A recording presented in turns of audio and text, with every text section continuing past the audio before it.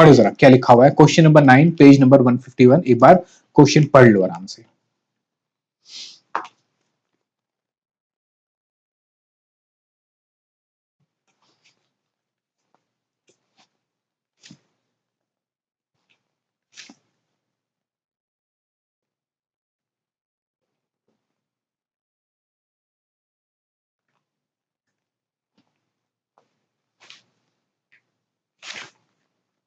पढ़ लिया? चलो एक बार फिर से पढ़ो मेरे साथ साथ।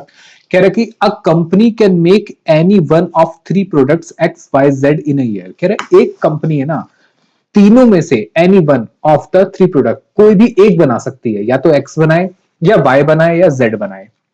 It can exercise it's option only at the beginning of each year. यानी इसका डिसीजन ये शुरू में ही ले लेंगे, ऐसे नहीं है एक्स बनाने के बाद अचानक से ध्यान आया नहीं चलो वाई बनाते, नहीं, वो शुरू में ही डिसाइड करेंगे कि एक्स बनाना है, वाई बनाना है या जेड बनाना है। सेलिंग प्राइस दे रखा है एक्स वाई जेड का 10 12 12, वेरिएबल कॉस्ट दे रखी है 6 9 7, मार्केट डिमांड दे रखी है 3000 2000 1000, यानी मार्केट में इतना खप जाएगा, बिक जाएगा। प्रोडक्शन कैपेसिटी है हमारी 2000 3900, और फिक्स कॉस्ट जो टोटल है कलेक्टिवली वो 30,000 है। यानी एक्स बनाओ वाई बनाओ जेड बनाओ कुछ भी बनाओ, फिक्स कॉस्ट तो आपकी 30,000 ही रहेगी, या मत बनाओ तो भी fix cost will remain the same. Compute the opportunity cost, याद रखना वो आपसे अपॉर्चुनिटी कॉस्ट मांग रहा है, वो ये नहीं मांग रहा कि भी क्या बनाए क्या ना बनाए, वो पूछ रहा है अपॉर्चुनिटी कॉस्ट बताओ for each of the three products. यानी अगर मैं एक्स बनाता हूं तो नेक्स्ट बेस्ट ऑल्टरनेटिव वाई होगा या जेड होगा। फिर अगर मैं y बनाता हूं तो नेक्स्ट बेस्ट ऑल्टरनेटिव x होगा या z होगा, ये मुझे बताना है। और मुझे बताओ as a business, as an enterprise हम क्या करना चाहेंगे। हम सर वो प्रोडक्ट बनाना चाहेंगे जहां मुझे मैक्सिमम प्रॉफिट होगा। तो भाई देख लो किस में मैक्सिमम प्रॉफिट हो रहा है, आओ जरा बनाते हैं। लिखो solution as per the given question, comma, we can produce and sell anyone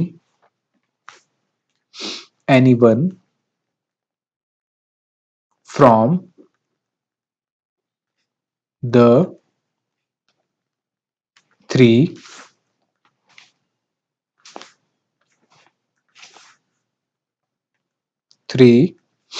products।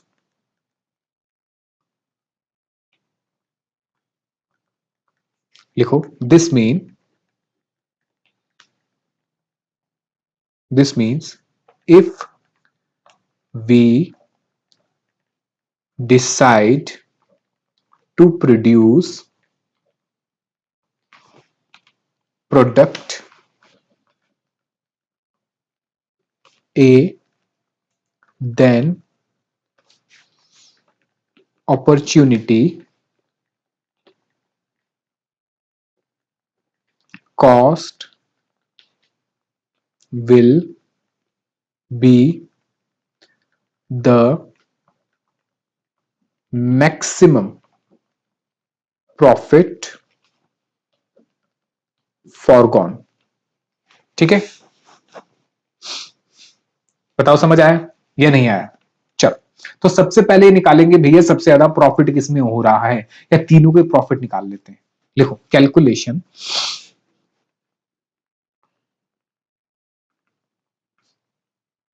Calculation of profit from each product. ठीक है, चल बताओ कौन कौन से प्रोडक्ट है हमारे पास है। एक है एक्स, एक है वाई और एक है जेड। अब जरा समझो प्रॉफिट कैसे निकलेगा। तो सिंपल है, सेल्स में से सारी कॉस्ट घटा दो तो प्रॉफिट निकल आएगा। या तो मैं एक्स बनाऊंगा या मैं वाई बनाऊंगा या मैं जेड बनाऊंगा।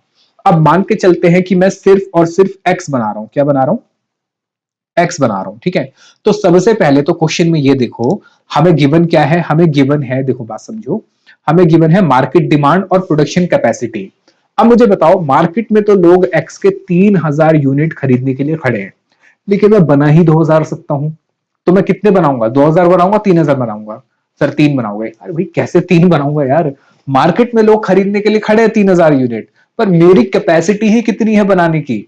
2000, तो मैं 2000 से ज्यादा नहीं बना सकता। ठीक है, सेम वाई में मेरी कैपेसिटी कितनी है? 3, मैं बना तो 3 सकता हूं, पर मार्केट में सिर्फ 2000 खरीदना चाहते हैं, तो मैं 3000 बना के क्या करूंगा बताओ?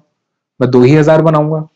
फिर ऐसे ही Z की जो मार्केट डिमांड है 1000 है, पर मैं कितने बना सकता हूं? 900, तो मैं कितने बनाऊंगा? जितने मेरी कैपेसिटी है 900। ठीक है, यानी हम उतना बनाएंगे मार्केट डिमांड और production which ever is lower, जो भी इसमें से कम होगा वो हम बनाएंगे।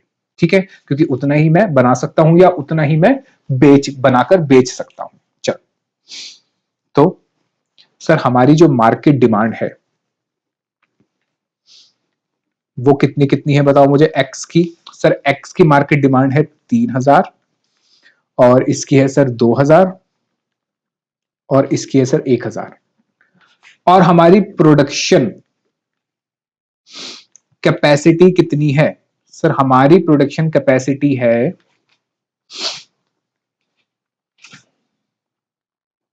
हमारी प्रोडक्शन कैपेसिटी है 2000, 3000, 900। बताओ मैं ज्यादा से ज्यादा कितना बना सकता हूं? मेरी प्रोडक्शन कितनी होगी? Maximum production. भैया लोग मार्केट में खरीदना चाहते हैं 3000, पर मैं बना ही कितना सकता हूं? 2000, तो कितना बनाऊंगा? 2000। मार्केट में लोग 2000 खरीदना चाहते हैं, पर मैं 3000 बना सकता हूं, मैं कितना बनाऊंगा? 3000 नहीं सर, 2000 बनाऊंगा, क्योंकि मैं 1000 फालतू बना के क्या करूंगा जब लोग खरीदना ही नहीं चाहते। मार्केट में डिमांड है 1000, पर मैं बना कितने सकता हूं? 900। ठीक है, तो मैं लिख दूंगा, इसको अगर मैं कहता हूं ए और इसको अगर मैं कहता हूं बी, तो मैं कहूंगा ए या lower of A and B.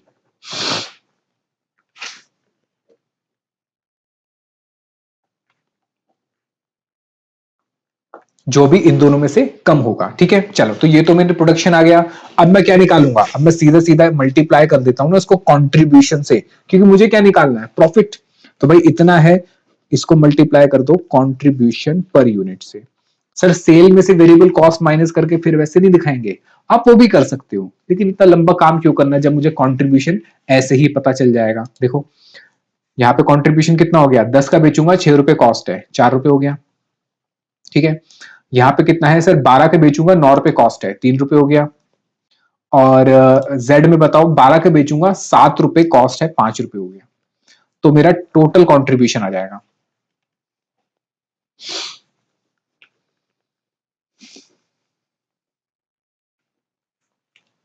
8000, और 8 कितना हो गया? 6000, और ये हो गया हमारा 4500 रुपए। ठीक है, बताओ समझ आया या नहीं आया? सर वेरिएबल कॉस्ट, अब वेरिएबल कॉस्ट आप माइनस करो या मत करो कोई फर्क नहीं पड़ता। एक्चुअली में तो माइनस नहीं करोगे, क्यों? क्योंकि सॉरी, वेरिएबल बोल गया मैं, fix cost. Sir fix cost minus नहीं करोगे, क्योंकि जब आप डिसीजन मेकिंग की बात कर रहे हो तो फिक्स कॉस्ट क्या हो जाती है? इररिलेवेंट। ठीक है, अब जरा समझो, अब मेरी बात समझो, अपॉर्चुनिटी कॉस्ट बतानी है मुझे।